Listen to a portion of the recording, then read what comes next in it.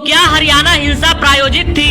तो क्या सरकार को पहले से पता था कि हरियाणा में हिंसा होने वाली है? तो क्या सरकार ने जानबूझकर हिंसा को बढ़ने दिया? तो क्या इस हिंसा में बीजेपी का भी हाथ है? ये सारे सवाल इसलिए उठ रहे हैं क्योंकि अभी जो मीडिया में खुलासे किए जा रहे हैं वो बेहद ही चौंकाने वाले हैं। अगर मीडिया रिपोर्ट्स की माने तो हरियाणा सरकार को पहले से पता था कि 31 जुलाई को जो शोभा यात्रा निकलने वाली है उसमें हिंसा फैल सकती है। इसके बावजूद मेवात एसपी को छुट्टी पर भेज दिया गया और शोभा यात्रा के साथ जो सुरक्षा कर्मी लगाए गए वो तकरीबन सारे होमगार्ड थे, यानी किसी भी सुरक्षा कर्मी के पास हथियार नहीं था। तो इतनी बड़ी भूल सरकार कैसे कर सकती है जब पहले ही एजेंसियों ने इस हिंसा के बारे में सरकार को चेता दिया हो? और एजेंसियों का छोड़िए, यहाँ तो खुलेआम सोशल मीडिया पर दोनों तरफ से एक दूसरे को देख लेने की धमकी दी जा रही थी। फिर भी सरकार इतनी बड़ी गलती कैसे कर सकती है कि बिना हथियार वाले सुरक्षा कर्मी को शोभा यात्रा के सुरक्षा में लगा दिया जाए? ये बात किसी को हजम नहीं हो रही है। लोगों के मुंह से एक ही शब्द निकल रहा है, इस हिंसा में बीजेपी का हाथ भी हो सकता है। तो अब लोग आखिर ऐसा क्यों मानने लगे हैं कि हरियाणा हिंसा में बीजेपी का भी हाथ हो सकता है?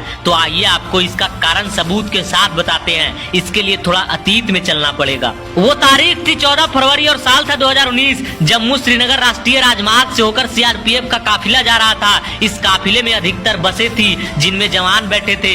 यह काफिला जब पुलवामा पहुंचा तभी दूसरी तरफ से एक कार आई और काफिले के एक बस में टक्कर मार दी। जिस कार ने बस में टक्कर मारी उसमें भारी मात्रा में विस्फोटक रखा था। टक्कर होते ही विस्फोट हुआ और इसमें सीआरपीएफ के 40 जवान शहीद हो गए। इस हमले का आरोप पाकिस्तान पर लगा। इसके बाद 26 फरवरी 2019 को भारत की तरफ से पाकिस्तान के बालाकोट में एयर स्ट्राइक हुई और दावा है कि इस एयर स्ट्राइक में सैकड़ों आतंकवादी मारे गए। देश के सारे लोग सरकार की वाहवाही करने लगे कि सरकार हो तो ऐसा जिसने पाकिस्तान को तुरंत सबक सिखा दिया और हमारे 40 जवान शहीदों का बदला एक झटके में ले लिया। इसके बाद देश में राष्ट्रवाद की एक लहर दौड़ी और 2 महीने बाद हुए लोकसभा चुनाव में बीजेपी को बम्पर जीत मिली क्योंकि बीजेपी ने चुनाव में इस एयर स्ट्राइक को खूब बुनाया था। अब आपको लग रहा होगा सरकार थी तो उसने अपने कामों को गिनाया, इसमें गलत क्या किया उसने, लेकिन इस हमले की हकीकत कुछ और थी। उस समय के सीआरपीएफ चीफ को इस बात का अंदाजा था कि इतने बड़े काफिले को जम्मू कश्मीर में सड़कों से ले जाना खतरों से खाली नहीं होगा, कहीं भी आतंकी हमला हो सकता है। और ऐसा दावा है कि उस समय के सीआरपीएफ चीफ ने इस बात का अंदेशा भारत सरकार से भी जताया था और हेलीकॉप्टर मांगे थे